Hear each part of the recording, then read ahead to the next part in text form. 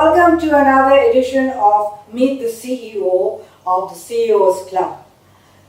Thank you, Sebastian, for joining us. Thank you. I know you're a valued member and it's wonderful to have you here on the show with us. Thank you, Sandy. Okay. I'm just going to go right in and start asking you the questions. And I remember you saying that you came to Dubai and your life changed quite a lot. So would you like to tell us why you came to Dubai and what was happening before? Actually, after I finished my management from New Delhi in '96, and I was happily working in a multinational company called Rico, and life was just going on normally without any surprises. And I happened to call my friend in Dubai, and he was a close friend of mine, and I said, I'm working here and I would like to grow in the hierarchy, probably become a manager, senior manager, and vice president and president. He said, forget all that. You want to make money, come to Dubai. So that made me wonder, and I said, but I wasn't pretty much convinced, so I went back home, and my wife actually wanted to come to Dubai. And she kept trying to convince me that let's go to Dubai. So I spoke to him again, and he kind of brainwashed me. So I just went and handed over my resignation to my boss, and within a week I was in Dubai. When you came to Dubai, you said you landed in Dubai, were you able to find a job easily, and was it in the same line of work that you were doing before? So I was working as a product manager for Rico, handling 32 branches all over India. And at that point I was having a car and a bike, and life was fantastic, and you would deem yourself to be successful. So I came here and I thought, okay, here I go, and I would land a good plump job in a good multinational. That was not to be. So the same companies who knew that were doing the same products, I approached them and they said, no, you don't have Gulf experience. So I said, what is that? I just want to sell this product, and it's just people, right? What makes them buy, what are the wants and needs are similar. So he said, no, you want to start all over. So here I was, there's a big fall from here to here, and the salaries that I was offered was like nothing, pittance. But I like challenges, and I always like to face challenges when you're faced with it. So there's no running away from that. So as a leader, you can't run away from situations. So I said, okay, I made this decision. I'm here. Let me start all over. If that's what life is going to present to me. Okay, so for how long were you like a salaried or a person on commissions? Was it for a long time?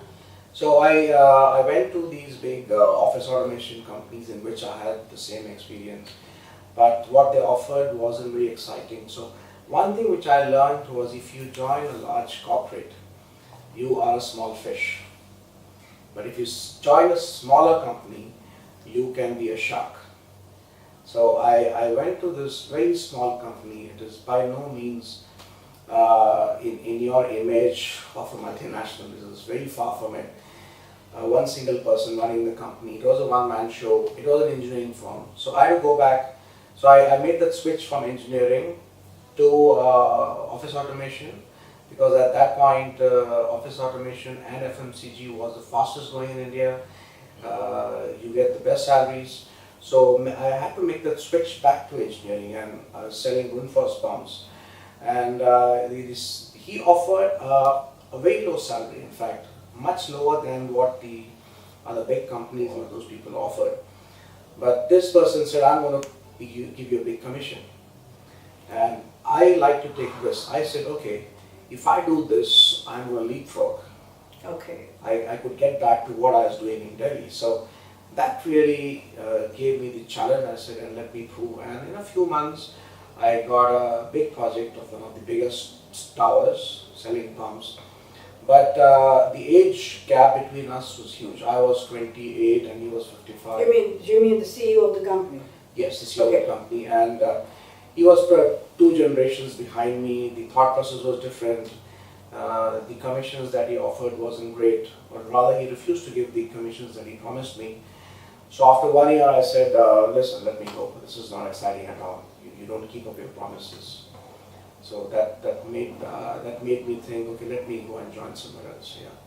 So then what happened? Did you ask the gentleman about are you going to change things for me, or how did it come about that you moved to the next level?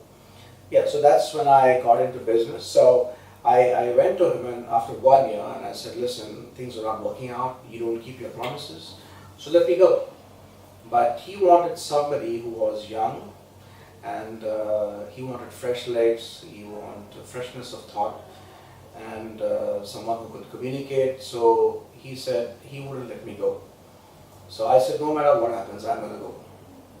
At that point, he said, okay, I see you as a partner and I want to make you a partner because I see a lot of qualities.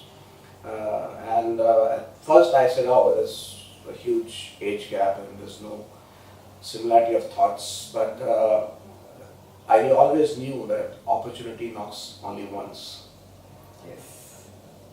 So when you say opportunity knocks only once, are you speaking now as that entrepreneur in you?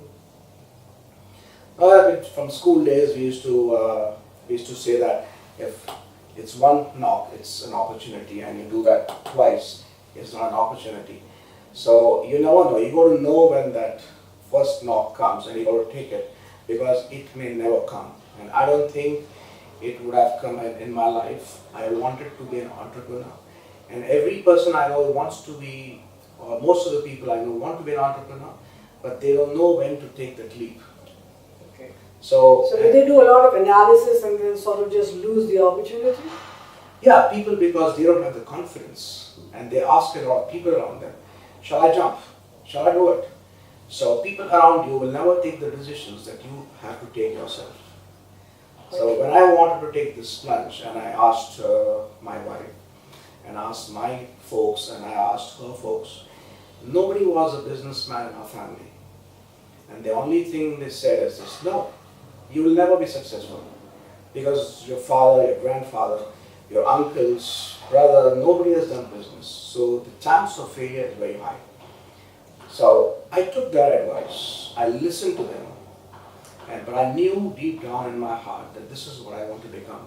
And this opportunity is not going to come again. So whilst you listen to them as elders, they want your good, of course. But you got to take that decision yourself.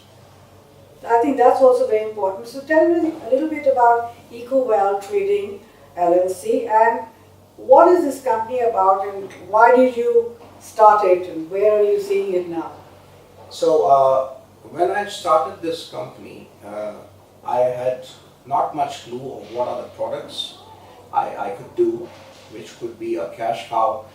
But pumps was, I realized that so many companies are doing pumps and you simply cannot make money.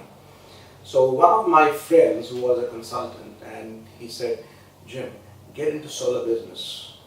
This was 92. At that point, I had no clue what is a solar hot water system. But he said, forget pumps, it's going to become a commodity. We'll have 20 companies doing this. There's no niche in doing that. So get into solar. So he educated me on what it is. And he said, I'm going to put my first project. And if you get a good brand, I'll specify you in. I said, so can you suggest some names? I got no clue. So he gave me a brand called Solar Heart, which we represent till now. They were the world's number 3. It's an Australian brand owned by an American company. Okay. So when I looked over the web and they already had an agency here, it was a big local company. So I said, listen, there's an existing agency, it's local, there's no way you can poach that brand. So he said, anyway, you try. If you get this brand, I'm going to put you into this big project. So I said, okay. So I managed to get the contact of a manager. He was Dutch. So when I called him, I said, listen, I'm interested in this agency. So he said, he started thinking. So at that point, I knew that if he's thinking, he's open to the idea. So he said, listen, I'm leaving now, but you speak to this gentleman who sits in Perth. So I called him. And I didn't have much money. I mean, international calls are very expensive for me. But, I made that call without knowing how he would accept that call. So I said, listen, I'm very interested. He said, what are you doing? I said, I'm doing this, but I'm very keen to take up your agency. So he gave me a few positive words. I mean, he said, listen, I'm coming over, we can talk. And when a person says we can talk, I mean, there is an opening. And that's how it started. So he came over, he met, and it so happened the agency which was existing at that point, they fell out in a matter of few days. So was that an opportunity? Yes, it was an opportunity, but you need to know where you need to kick the door open. Yes. So, and once you kick that, several doors open. If I hadn't made that call to Holland and that guy hadn't told me that call this person, but if I hadn't made that call, I would never know that this person was coming over the next week. If I hadn't met him the next week, then the opportunity might have been lost. So I was just an individual begging for the agency of such a big company owned by Ream US. And it was just an opportune moment that I happened to be there, and he seemed to like me and the things I did, and he said, okay, we'll talk about it. And he was so upset with the other company that as a reaction, he said, okay, I'll work with you. It's just being there at the right time. So now as you're a CEO and you move from employee to employer, how many people do you have in the company, and having experienced the salaried path, what do you bring to your employees as motivating them to do better? And obviously when they do better, the company does better, and then they get paid more. So what do you do for that? Because you've been there, done that, right? Yes. So I think some of the biggest factors are the products that you do. If you have good quality products, it gives your employees a sense of self-respect and self-image. The company atmosphere that you work in, whether it's a cordial atmosphere, and the freedom that you give so that they can make their own decisions. You shouldn't be micromanaging all the time. But as an entrepreneur, you sometimes tend to micromanage, and it's a difficult thing to keep away from that.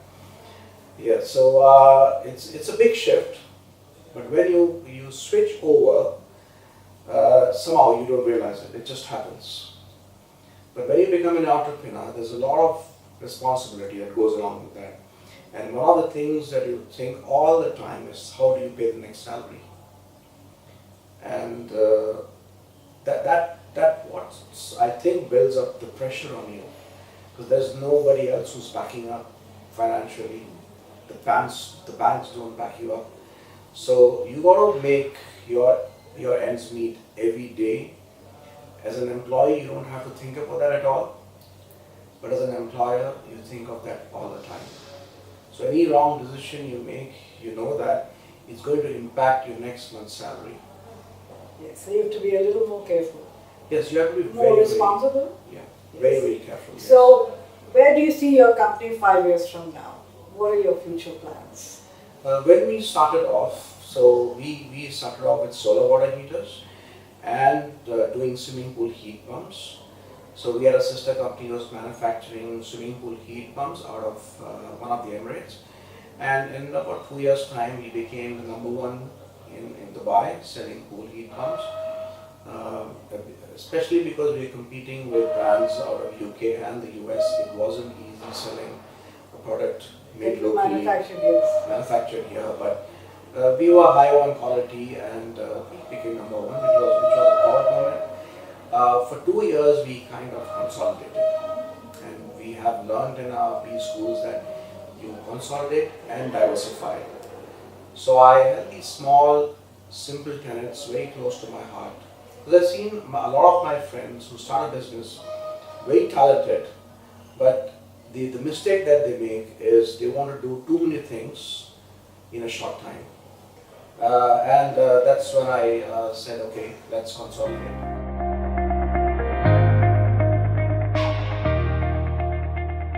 So the 3 mantras that I would tell every youngster or every individual who jumps into the bandwagon of being an entrepreneur. The first is self-discipline. You have to be self-disciplined. Day in, day out, there's no other way. Second is got to be focused. Be focused on what you want to do in life and what is your core competence. There is money in every business. There's money in having a restaurant, there's money in engineering, anything, but you focus on what you're good at and stick to that. And of course, you got to be systematic, yeah, day in, day out. You must have systems in place, because a lot of employees who join you and they don't want to be systematic. You got to pull them back and say, no, follow systems. And that's what is going to keep your company going. And that's what I practice, Sandy, day in, day out. And I want to lead by example. That these are simple things in life that you must follow. Wonderful. Thank you so much, Jim, for joining us and for sharing all your wonderful thoughts and your mantras for success. And we at the CEO Clubs hope that you'll do very well. You'll continue with your success and you'll remain a member with us. Thank you so much. Pleasure.